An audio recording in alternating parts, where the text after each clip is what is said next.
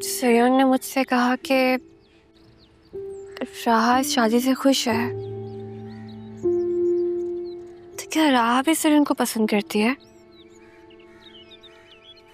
लेकिन जब मैंने राहा को बताया सयोन के बारे में तो राहा ने मुझसे कहा नहीं, वो भी शायद मुझसे कुछ कहना चाह रही थी, लेकिन मेरी बात सुनकर शायद कह नहीं सकी। और अब दादा की ख्वाहिश पर वो सयोन से शादी के लिए मान गई है, लेकिन वो अपने अरमान, अपनी ख्वाहिश, अपनी मोहब्बत को हासिल करना चाहती है।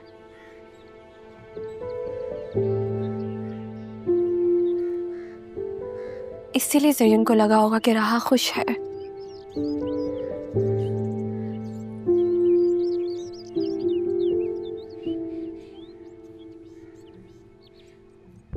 राहा भी तो इंसान है, रिश्ता थोड़ी है। फिर सयोन जैसे इंसान से तो कोई भी शादी करने के लिए तैयार हो जाए।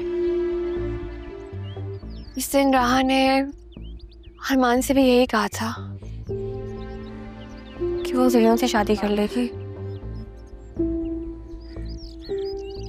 लेकिन जब मेरी राहा से बात हुई थी तब राहा ने कहा था कि उसे सयोन में कोई दिलचस्पी नहीं है।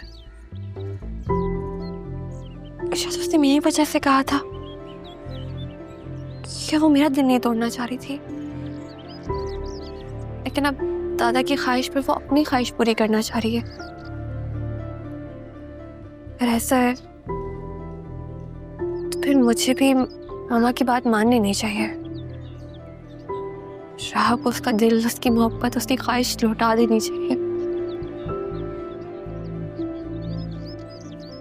ऐसा कर सकती हूँ बतूल, शायद मुझे। पापा, I was looking for you. क्या बातें कर रही थी मेरी गुड़िया? कुछ नहीं, बस अपने आप से बातें कर रही थी। खुद से बातें कर रही थी? खुद से बातें तो शायर करते हैं। ये आदत कब से पड़ गई? राह के बारे में सोच रही थी। तो राह की वजह से परेशान हो, मैं समझ सकता हूँ। बेटा, राह को इस वक्त तुम्हारी जरूरत है। उसे बिल्कुल अकेला मत छोड़ना।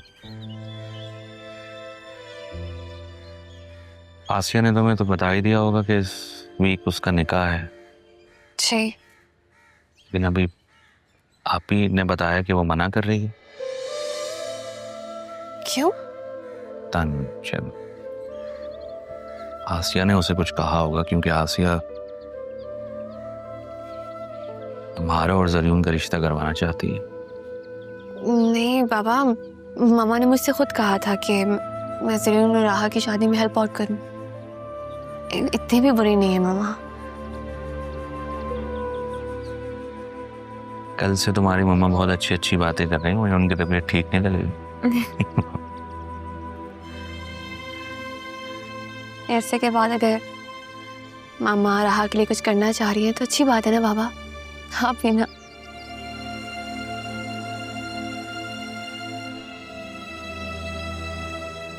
क्या ही मतलब, ऐसा भी तो हो सकता है ना कि राहा किसी और को पसंद करती हो, शायद इसी वजह से मना कर रही हो।